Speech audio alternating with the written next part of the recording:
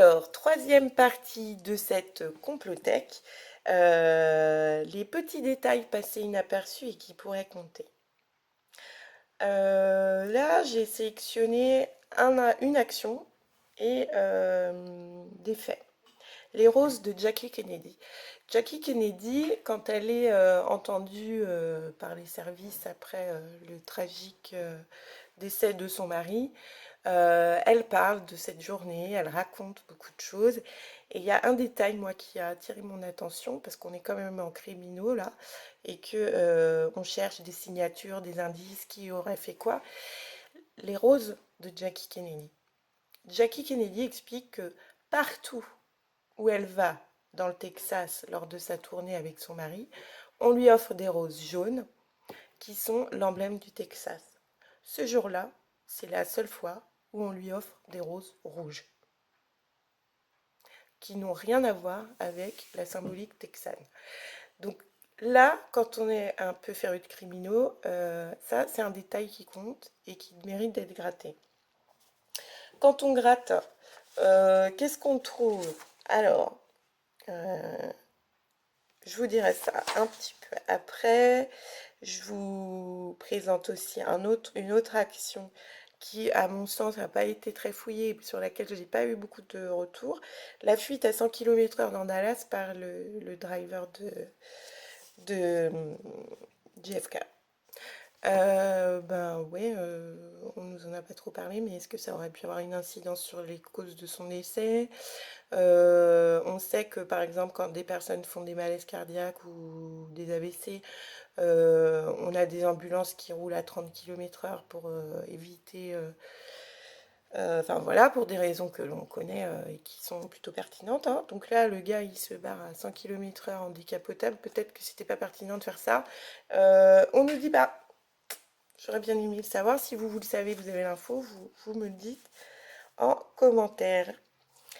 Donc, les questions que l'on se pose après tout ça, sur la commission elle-même.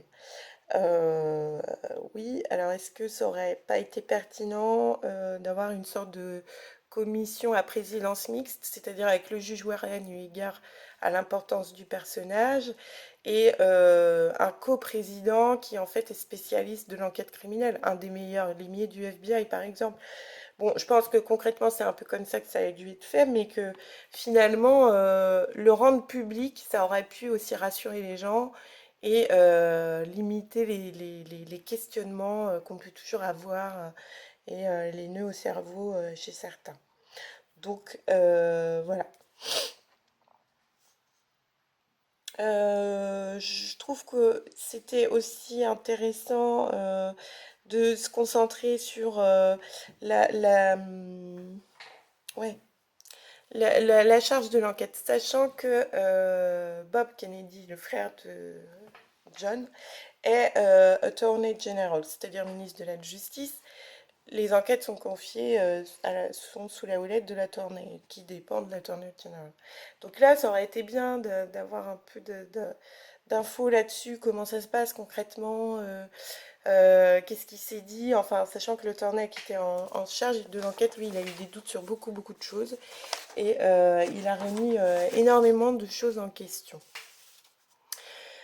En ce qui concerne Lee Harvey Oswald, on apprend qu'il est tué par un avocat qui s'appelle Ruby.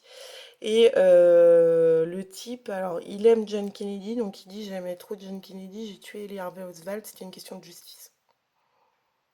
Mhm. Qui peut croire ça? Le type est avocat, on lui prête des liens, bon, pour avoir défendu des criminels ou pas, j'en sais rien. J'ai pas été voir la biographie de cet avocat-là.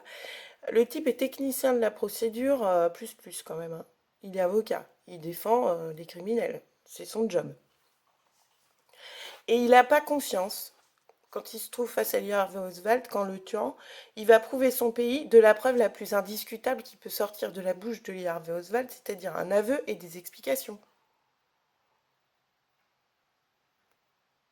Le mode opératoire, l'organisation de l'attentat, les ramifications qu'il y a derrière. En tuant Lee Harvey Oswald, on enlève tout ça. Et c'est un avocat qui le fait.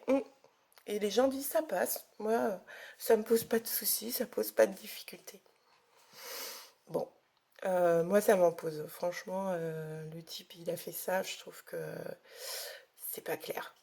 Voilà, c'est tout ce que je peux dire. Après, peut-être qu'il l'a fait parce qu'il était secrètement amoureux de Kennedy, que sais-je. Je n'en sais rien. Mais tuer la preuve qui permettrait d'apporter la plus grosse avancée de cette enquête, c'est quand même un peu pas crédible quand on est avocat de faire quelque chose pareil, quoi. Donc après, la question que vous pouvez vous poser, mais c'est pourquoi il y a autant de thèses de complot, de trucs. On peut peut-être croire la version officielle avec tout ce que tu viens de nous dire, Laurée Dubois, on comprend un peu mieux. Pourquoi se poser des questions? Eh ben non, on peut pas.